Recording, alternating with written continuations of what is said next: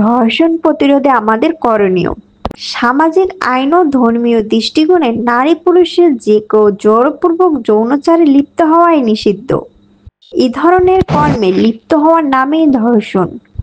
প্রচলিত আইনে এ ধরনের প্রমাণিত অপরাধীর শাস্তি যাবজ্জীবন কারাদণ্ড, সর্বশেষ মৃত্যুদণ্ড হওয়ারও কথা রয়েছে।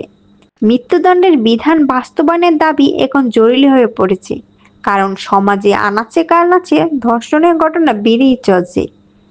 নারীরা নিরাপত্তাহীনতায় ভুগছে সবসময়। শিশু, যুবা, বৃদ্ধা কেউ বাদ যাচ্ছে না এ ধরনের ভয়ানক বিপদ থেকে।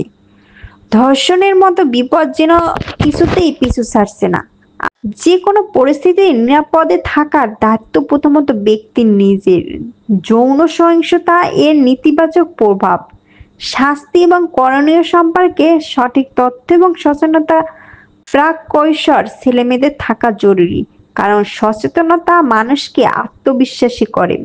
এ বয়সে পরিবার এবং স্কুলে লিঙ্গের ভিন্নতা, যৌনতা এবং সম্পর্কে সেক্স অ্যান্ড রিলেশনশিপ বিষয়ে ছেলেমেয়েদের শিক্ষাদান সময়ের দাবি। এতে সুস্থ সম্পর্ক বিষয়ে ধারণা, বিপরীত লিঙ্গের প্রতি সম্মান, সহানুভূতি তৈরি হয়।